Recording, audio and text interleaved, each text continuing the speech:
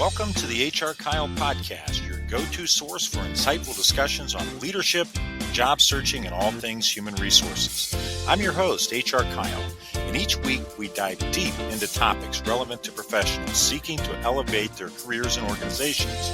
Whether you're a seasoned leader, a job seeker navigating the ever-changing landscape of employment, or an enthusiast looking to stay ahead of the curve, this is the podcast for you.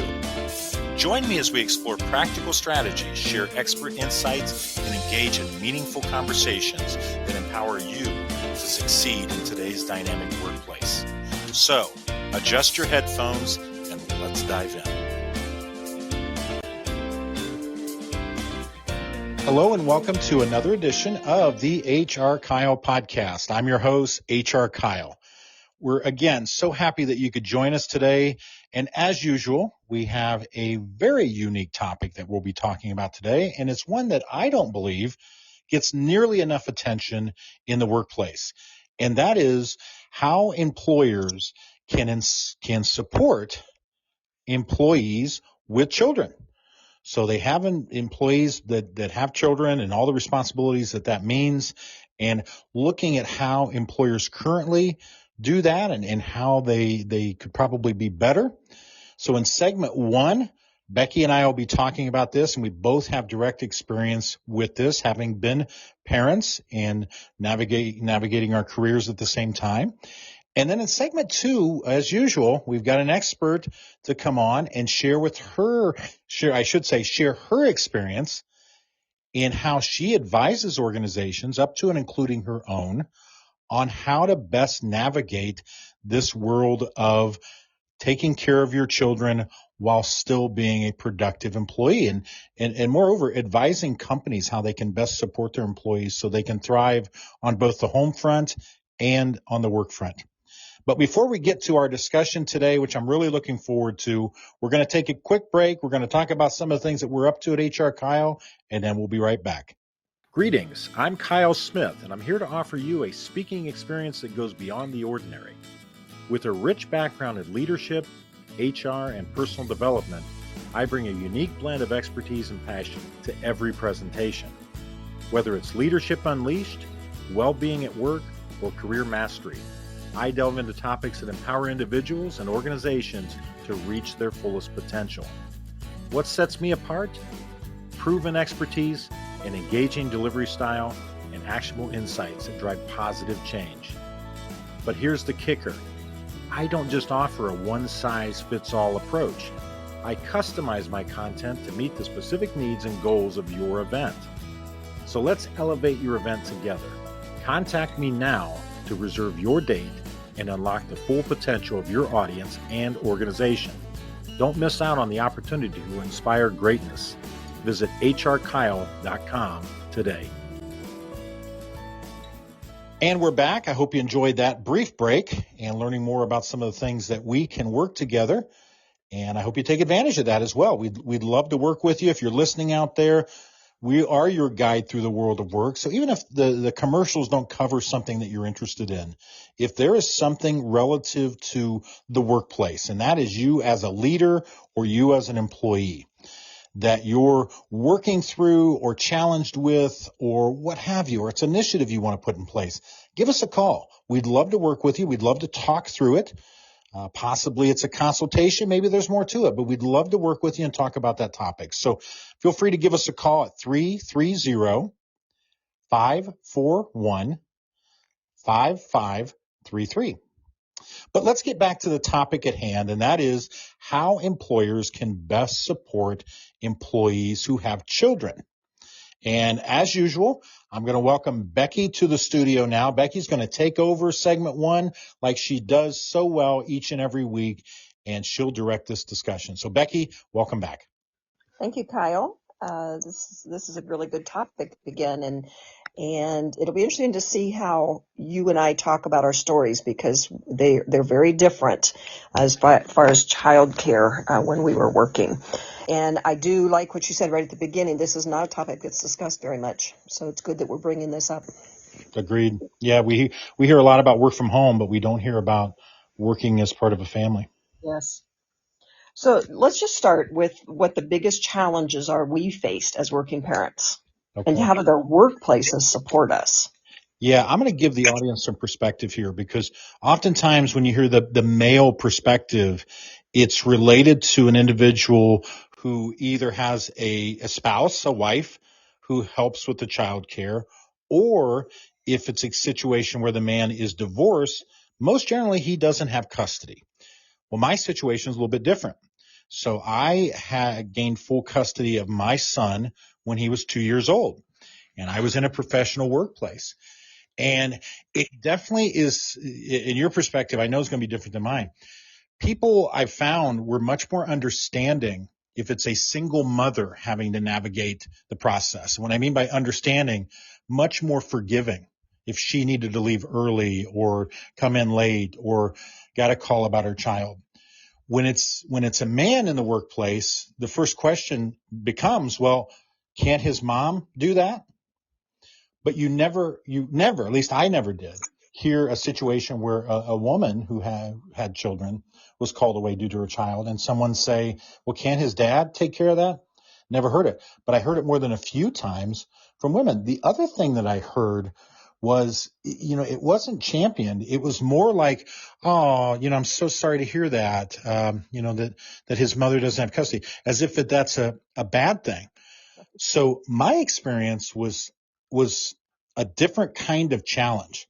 And keeping in mind, as everyone listening should know, I was in leadership positions. I was in HR management roles with a pretty large company when this all first happened.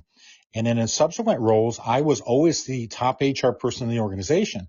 So I was navigating this career that was more of a senior leadership type position while being a single father. And I wouldn't say necessarily the organizations were very accepting of it. What it required me to do is to take lesser roles so that I could still manage and put my priorities in the right place, because my priority, number one, was to care for my son. Number two was to make a good living for us, and in that order. And between you and I didn't find employers, and for that matter, coworkers, to be very understanding. Right. Yeah, and mine is very different. First of all, I was lucky to have good daycare where she really enjoyed going. I did start out working 8 to 5 jobs, but again, the daycare was really good. But then as she got older, I went back into the classroom. So my hours were pretty much exactly like hers. So I would drop her off at school, go to work, and then I would be done either before she was, or she maybe waited 15 minutes, and I'd pick her up. So that was known. Then at one point I owned my own business, so I was able to come and go as I needed to get her. Only one bad situation I had when I worked with the local newspaper, and I made the mistake of telling my boss that I had to take the day off because my child was sick, and he docked my pay. But that's different now. You can say, my child is sick or my husband's sick, and they don't. Most places I know don't dock pay for that. But yeah, sadly that happened. Yeah, it was a very, very different time because, and to give everyone here perspective. So my situation was happening in the mid to late 2000s. Becki, when was yours taking place? Mine was 1994 to about 10 years, 2004, 2005, till she was old enough to stay home by herself, to get off the bus and stay home by herself. Right. So for this audience's perspective, we're talking 20 plus years ago. What I think it did for me, and I know this isn't necessarily your question, but Becki, it helped to inform me better as an HR professional, having lived experiences around this, to say, you know what, we need to do this for our employees who have children, or for that matter, I really extended it beyond that. I don't know of too many employees that don't have some sort of an outside obligation, whether it's caring for a niece or a nephew or a grandparent or someone or something else that can disrupt a typical workday that it requires them to leave. And what I learned over time was the vast majority of those people just wanted flexibility, meaning to take care of their responsibilities, but then still meet their work responsibilities. I encountered very few people that expected special treatment, meaning, well, I'm just not given as much work, or I'm allowed to skirt my deadlines. I encountered very, very little of that. Mainly what I encountered was people wishing for flexibility so they could thrive in both of those scenarios: home and caring for their children or their obligation, and work, caring for their obligations at work. Well, and talking about flexibility, so when I owned my own business, my assistant had children also. And if she had to come in later, or one of her kids was sick and she couldn't, we had to switch nights or something, again, I could just go pick up my daughter and I could bring her back to my job. And then she just did things, around the job for a few hours while I worked. So that's flexibility too, in that sometimes maybe the kids have to go into work. Well, and exactly. And I've seen those situations, and the kids actually enjoy it, and it allows some relief for the parent, because every parent feels that sense of guilt when they have to make some sort of a change from the routine, or sometimes it's just leaving the child. So being able to bring them into a work situation or handle work calls, which I did, I would oftentimes, have to leave work on time to pick up my son at daycare, but I would be taking phone calls on the way home. And we kind of had fun with it, because Nathan, after a while, got to know some of my coworkers, and he would look forward to it. And even when the phone would ring, he'd say, "Oh, is that Todd?" And Todd, if you're listening, Nathan would say that, "Is that Todd?" Because Todd and I, at one of my jobs, we would talk after 5 o'clock. I'd have to leave, but we'd have things to talk about. And he and I would just talk on the way home, and Nathan would be in the car, and we'd get done what we had to get done. And that was what life looked like. Yeah, and I think that's what's so great. I love remote work, and I think that's just so great that we have that out there, that flexibility out there, that hopefully more companies and bosses take advantage of for the employees. So what policies or practices do you think make the biggest difference for working parents? Well, you know me, I'm on a lot of these topics, I'm less of a policy person and more of a practice person. And I find the organizations, and you and I know one particular I'm thinking of here. Every time they have an issue come up or a topic come up relative to working from home or working remotely or whatever, someone's got to go sit down and talk to the HR person who's an attorney and have them write up a policy to direct it.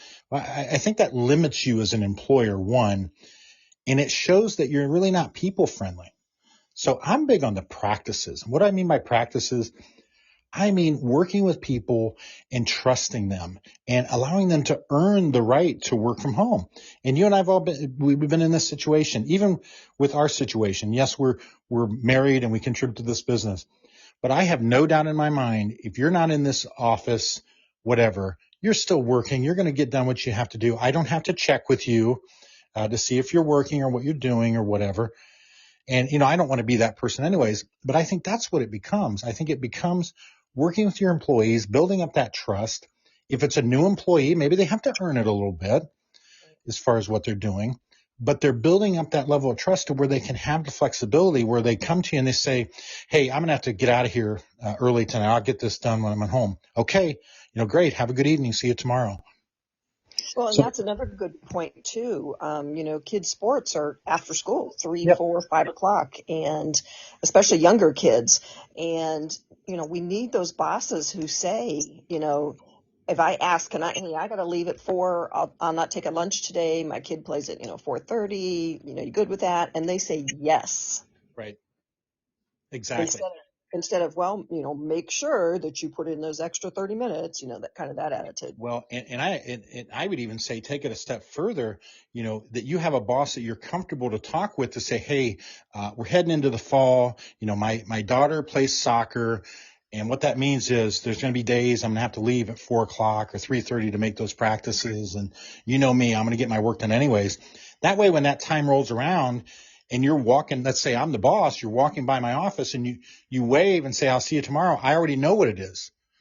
Because the other thing I think we've got to get to in these situations, the person shouldn't have to feel like they ask for permission every time, like they're a child in a classroom asking to use the restroom. Yes. We've got to get beyond that. We're grown adults. And I always say, look at the results. If that person, let's say it's you, is leaving, 4 or 5 times a week at 3:30, but their work is getting done, their seating expectations, that's all I really care about. Right. But by the same token, same example, and the person's work is suffering, they're not meeting deadlines, the work quality is not there, then you address it. You address it just like any other performance issue. Yes. So how is that culture created then to truly support parents and, just going beyond offering the, parental leave and those kind of things, but how do HR professionals and leaders create that culture? Well, I'm glad you said that. And we included HR leaders in that question, but it really has to start at your top leadership. They have to exhibit these qualities and they have to believe in them. And this is going to be a shameless plug, but I'm just going to do it anyways.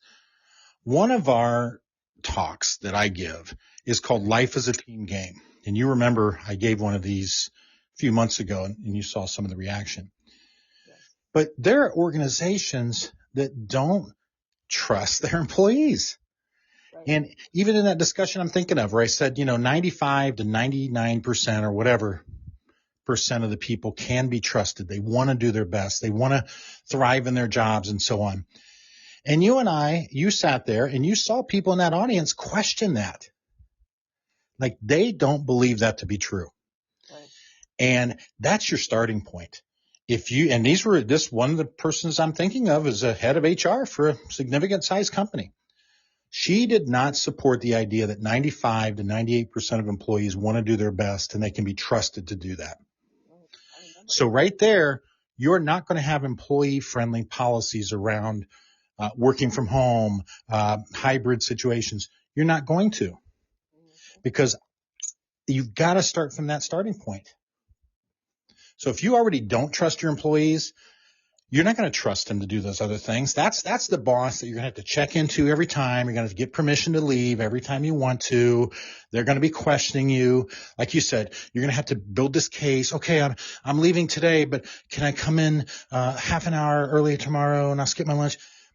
People shouldn't have to do that. I mean, unless you're an hourly employee, then yeah, you do have to account for your time. That I get. But if you're a grown adult in a salaried position, if you came to me like that, I would be like, God, Becki, please don't. You're making me uncomfortable because you're a grown woman. I don't need you bowing down to me like a child. Yeah, I know I get a little passionate about this, but I see this too much, and it's gotten old. Yep, I totally understand that, but we both have been there. It's an odd situation. Yep. So just to kind of wrap this up, so what advice can we give to working parents today, especially those people that are navigating their career growth and trying to raise young kids? And I'm talking male and female. Yep. Well, for one, you got to set a priority list, and you got to tell yourself, what does that mean? You got to break it down into some level of detail. For one, if you're in a living situation where both parents are there, okay, that you start from that point. And you begin to divvy things out. And, it becomes which parent can leave first, or if this person's available, then that person's available. So you're kind of game planning these situations in advance. And please, as an employer, I do ask you to do that. Don't come into, you've been a parent for all these years. Don't act like when an emergency comes up, you have no idea what to do. Have your game plan in advance. I always did. I had my son's daycare close by. I had a plan as far as what I needed to do, when I needed to do it if something went south. So please have that game plan in place first, depending on your situation, and let your boss know your circumstance and what would need to happen and what you would need to do. And that way, when it happens, you're not sitting there feeling guilty, because you should never feel guilty. If your first priority is your child, and that child needs you should never feel guilty for leaving work. And we've all learned this sometimes the hard way, because if your employer doesn't need you, they're not going to feel too guilty about letting go. Certainly, it's not going to affect their decision making. So you set your priorities, you build your plan, and you determine how you're going to handle those situations. And you try to align yourself with organizations that clearly would support that. How do you know that? Well, you look at their website and you see what they stand for. You watch their social media and so on. And then you ask about it in the interview. You ask about the flexibility that exists there. And even by indirectly asking it, you get a feel. You can get a feel for how they answer a question. Well, we put in a lot of hours here. You do the classic, we work hard and play hard. Well, guess what? They're not going to be very flexible. Right. I've never found a company that used that statement to be very flexible. What they mean is we need you to put in as many hours as you humanly possible. This needs to be priority one in your life, and everything else takes a back seat. Well, if you have kids, it can't work that way. So that's not going to be a good employer for you. Well, and that's a great point, because we talk about through the business how the interview side works both ways. You are interviewing them as much as they're interviewing you. So ask those questions about flexibility from working home. What if my kids get sick? Those types of things. Yep. And make sure they give you examples. And I've always said this in interviews. When you interview, I'm looking for you to give me an example that proves your point. Well, expect the employer to do the same thing, not just kind of poo-poo it. And what I mean is, that you ask them, okay, do you have flexible, do you consider this to be flexible working arrangements here? Yeah, we do. Okay, well, maybe they do. Versus, you know what, we do. And here's why. We have a lot of people here that are parents. They have obligations. So we try to work around their schedules. I would encourage you through this interview process to make sure you talk with your supervisor or your potential supervisor just to talk through that. But you'll find when things come up, we want you to take care of those obligations at home. Your family life is as important as anything. We just ask that you make sure that you meet your obligations here at work. So then you ask yourself as the potential, as the candidate, which answer is better? Which answer do you trust? Well, it's number two. Just like when you're being interviewed and you give an example, a story, that proves you know what you're talking about and you really can deliver on what you're saying. Companies are the same way. If they can't give you tangible examples to support that they are flexible, they offer work from home, they're hybrid, if they can't give you real examples for that, chances are it's probably not true. Well, and I think what this leads me to your saying, what is it that you say? Don't you want to go to something and not, how do you say that about a job? Yeah, exactly. When you're making a change, I don't care what kind of job change it is, make sure that you're going to something rather than leaving something. And, let those words sink in because they have meaning. Leaving means one thing. Going implies something else. And part of your going, especially as a parent, is you're going to some place that's going to support your role as a parent as much as it does as an employee, because it has to. Right. And that's why I wanted to end with that. I love that saying. I always forget it, but I love that saying. And especially with this, if they cannot be flexible with you being a parent, it's not the place for you. No, you're going to be miserable and you're going to fail on both sides. You're going to fail your kids and you're going to fail your job. Yep, exactly. Well, thanks, Kyle. Again, great discussion. Yep, I enjoyed it. It certainly hit home for both of us, didn't it? It did. Well, folks, I want to thank you as well for tuning into segment 1, but don't you dare leave because we're going to continue this discussion, at least the discussion around this topic, in segment 2. We've got a guest. She's a world-renowned expert on this topic. She built these programs into her own employer, and now she goes around the country talking to other employers about how they can be better and more supportive of their employees who have children. So stick around. After this break, we'll be right back. Are you stuck in a job you hate? Dreaming of a career that excites you? It's time to turn those dreams into reality with Get the Job You Love by Kyle Patrick Smith, also known as HRKyle. Discover proven strategies to land your dream job, master interviews, and stand out from the crowd. Packed with expert advice and practical tips, Get the Job You Love is your ultimate guide to career success. Available now on Amazon and other online retailers. Don't wait. Start your journey to a fulfilling career today. Get the job you love. Because you deserve a job you love. Are you a business owner looking to build a thriving team? Or perhaps a job seeker on a quest for your dream career? Look no further than HRKyle. HRKyle is your trusted partner for all things human resources. We're not just about services, we're about success. For businesses, HRKyle offers tailored HR solutions from talent acquisition to compliance support. We're here to help your team flourish. And for the job seekers, HRKyle provides personalized career guidance and direction that only a seasoned HR professional can offer. We'll help you find that perfect job match. Don't settle for less. Choose HRKyle and unlock success today. visit us at www.hrkyle.com. HRKyle, unlocking potential, empowering careers, transforming business. Welcome back to segment 2 of the HRKyle podcast. And we're going to continue on this topic that we started in segment 1 about supporting parents in the workplace.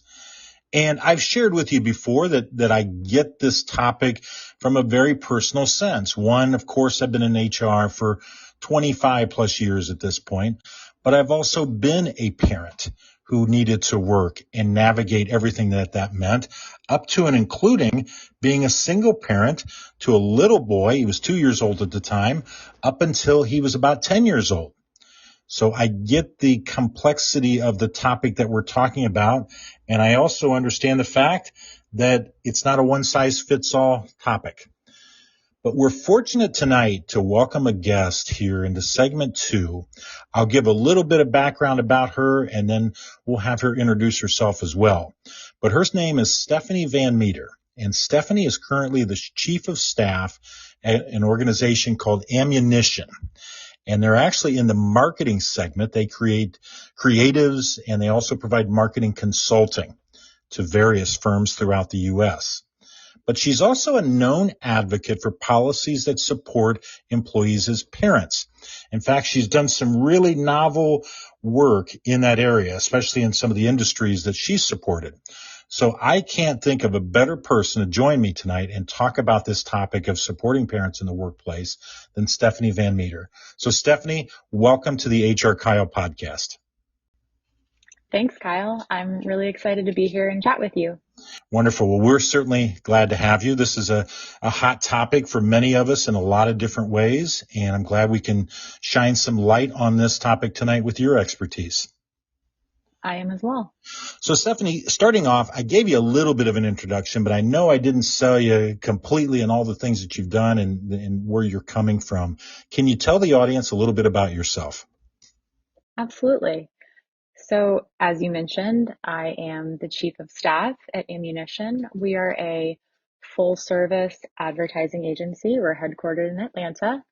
We've been in the industry as an agency for 7 years. Our CEO and founder has been in advertising for as long as he can remember, which is a very long time. And I joined the agency 2 years ago.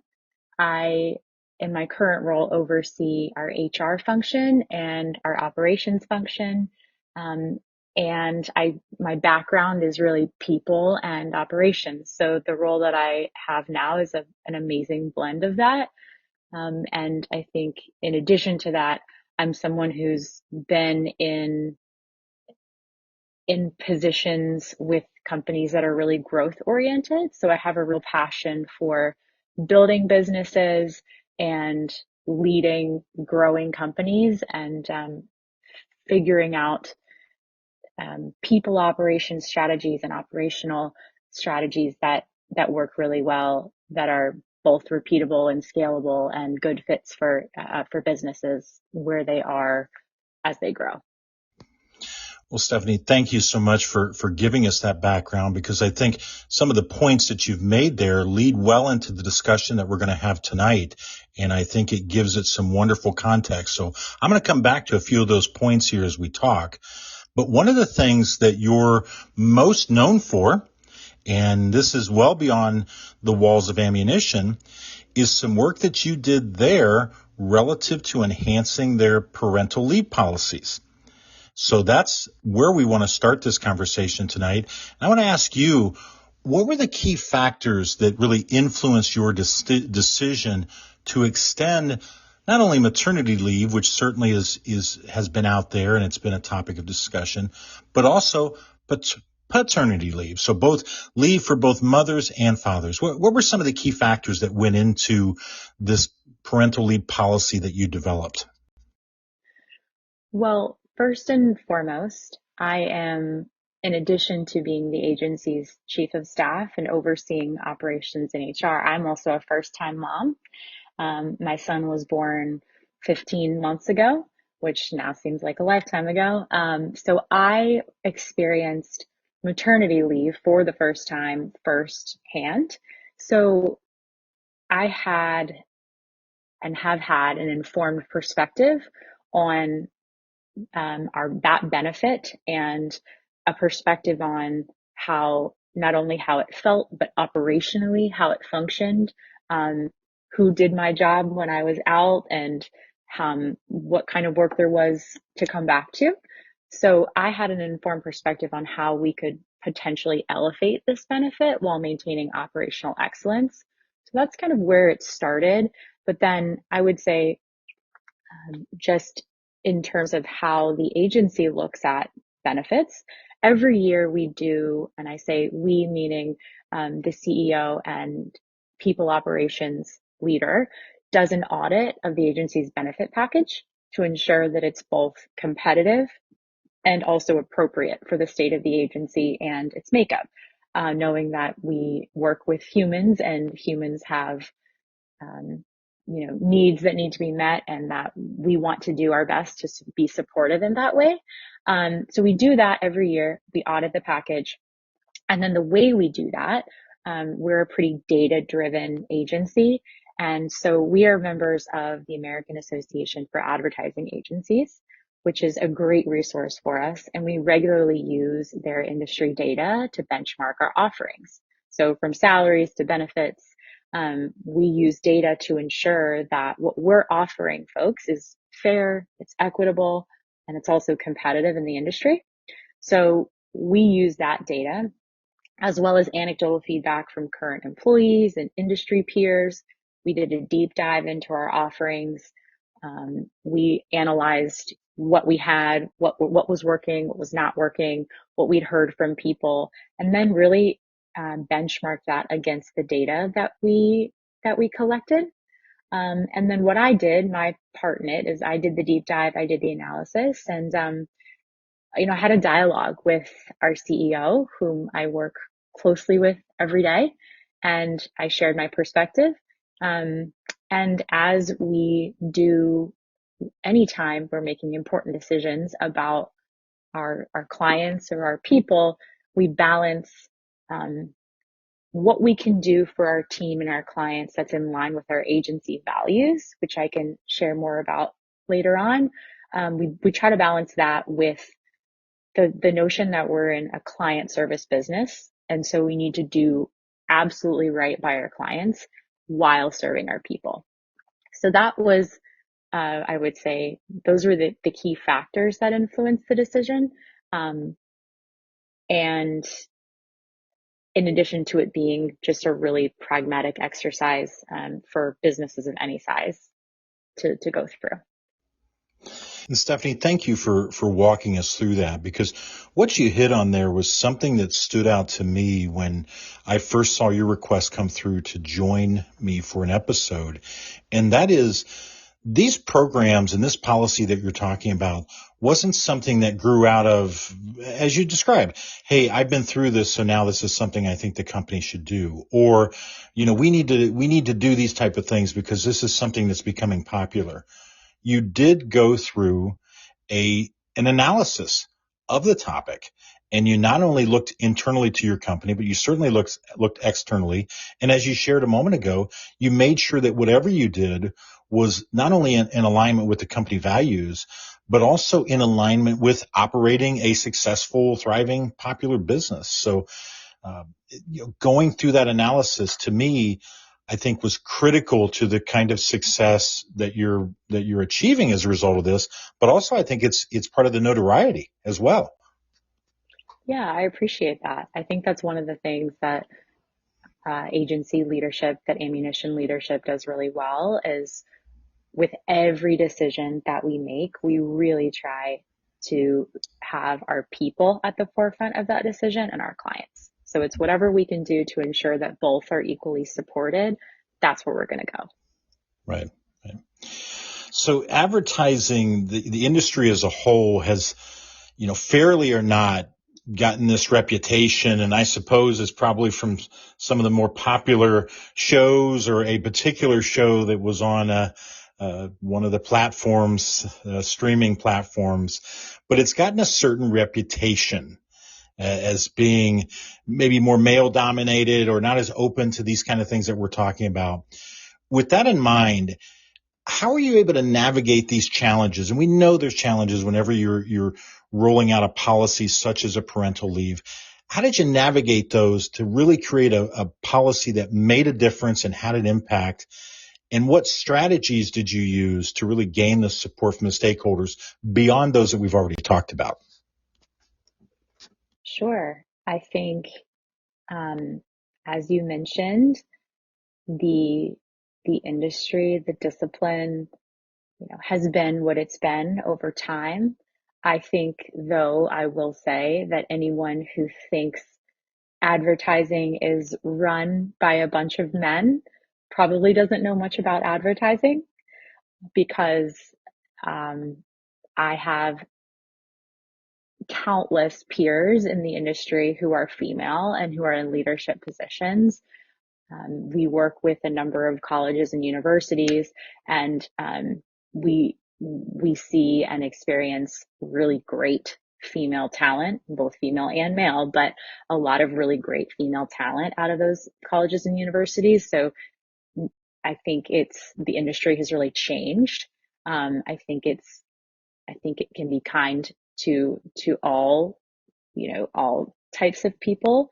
I will say that I will give our executive leadership a lot of credit in that we really pride ourselves on being open-minded and being open to having conversations and dialogue about what we think can make us better. And that might be a problem to solve for our clients. It might be a conversation about benefits, but no matter the challenge, we approach conversations with an open mind. At least we really strive to. So I don't necessarily feel that I was up against any sort of, wall or some sort of, negative mindset that what I was going to propose was maybe, crazy or far out of line, because I know our leadership team and I know our mindset. So I already had that in mind as I went through the exercise, knowing that, hey, if we look at the data and the data says this, and we know our people and we know them well, and I'm putting together a proposal that does propose or kind of imagine a world where we do extend the policy, then it's going to be for a reason that we can all defend and we can all get behind. Yeah, great point. Those listening, and I'll let Stephanie in on a little secret here. I set her up with that question a little bit because reason being, there are a lot of companies out there, not so much industry, but there are companies out there that would say, oh my gosh, we're not ready for parental leave, especially as it would relate to men. And as Stephanie has shared with you, those are myths. That's not the world we live in now. Are there possibly little pockets of that? Absolutely. But as I shared earlier, having been a single parent, I will tell this audience that I received as much support from my male colleagues and male leadership as I did from female leaders and female colleagues. And these were industries such as trucking and manufacturing that I can assure you some people would look and say, oh my gosh, no, they're not open to those kind of things. And that's simply a myth in the world that we live in today. So Stephanie, just letting you in on a little something there. I was just giving you a hard time because I wanted our audience to realize, don't think those old ways, because clearly you didn't approach it that way. I didn't. I mean, I've certainly heard the myths, right? But I work where I work, I'm on the team that I'm on because I know our values and I know how we operate, and it's not in the spirit of what you've just described, right, as the potentially old way of advertising. Yep. And I would say that most industries, most companies are not in that old way anymore. People, quote unquote, get it. So Stephanie, the biggest part of this, and you and I both know this, is it having an impact on your employee base? So that's the question. What are you seeing from an impact standpoint on your employees relative to these policies that we're talking about? I think that anytime you can find a meaningful, natural, potentially mutually beneficial opportunity to offer something, to extend something, to improve something for your employees and your team, that it increases buy-in, it increases loyalty, it allows folks to I think it's a moment of reflection, honestly, um, to take a moment and realize that this may not be the case everywhere, and we should be proud of what we're doing and who we are. I think we, I was really excited to present this to our leadership team first and then to the rest of the agency. And it brought me, frankly, a lot of joy to look around and see everyone from people who have children already to, recent college graduates nodding and smiling and getting excited about us really being a trendsetter in this way is what we're doing. Because when we looked at the data and we found that that agencies of our size, of our makeup, in our region were offering sometimes even less than what we were offering before we made the change, we decided we don't want to be like everyone else. We want to push the envelope. We want to set a new standard. And I think letting folks on our team into that feeling has been really impactful. People are proud. They feel like they're aligned holistically to what the business offers them professionally and personally. And I think that leads to them feeling bought in and excited about the day-to-day aspects of the agency and the long term. Love it. Love it. So that leads well into my last question. And unfortunately, we could talk about this for the next hour, but we don't have that luxury. We've got just about a minute left. So Stephanie, I'm going to ask you this. One of the things that drew me to this conversation and to talking with you was you possess a certain level of fearlessness in blazing some new trails. So with that in mind, what are you seeing in the future, whether it's for ammunition as a company or just in general, relative to policies that are more supportive of parents in the workplace? I think that we need to all be really transparent and realistic about what being a new parent entails. So being mindful of the state of being that we're asking folks to return to work in, what kind of expectations we're setting and creating for them. Are we setting them up for success? Are we setting the agency up for success or the business up for success? And I think as long as we're having those conversations and keeping that in mind when we're talking about parental leave, I think we can arrive at a benefit or an offering that really does meet the person where they are and meets the company where they are. Wonderful. Folks, we've been talking with Stephanie Van Meter. She's Chief of Staff at the firm known as Ammunition, and they're in the marketing and public relations field out there. They're located in Atlanta. Stephanie herself is an advocate, but she's also a doer as it relates to supporting parents in the workplace. So, Stephanie, thank you so much for joining us tonight. We really enjoyed this conversation. Thank you, Kyle. And folks, thank you as well for joining us for yet another edition of the HRKyle Podcast. I hope you enjoyed this as much as we did, and certainly appreciate your listenership. And I just want to leave you with these 3 words before I leave. Stay focused, stay grounded, and stay tuned.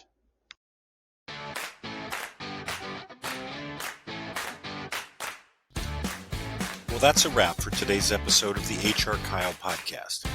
We hope you found our discussion valuable and filled with insights that you can apply in your professional journey. Whether you're a business leader aiming to foster a thriving workplace or a job seeker looking to carve out your own path, remember that HRKyle is the compass that can guide you towards success. If you enjoyed this episode, don't forget to subscribe, rate, and share it with your network. We're committed to being your trusted source for HR wisdom, and we look forward to having you back with us for our next episode. Remember, in the world of HR and professional growth, there's always room for progress. Be sure to visit our website at HRKyle.com.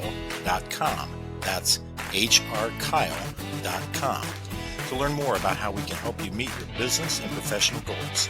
So until next time, this is HRKyle signing off. Stay motivated, stay informed, and keep reaching for those career goals. Music provided by bensound.com. That's bensound.com.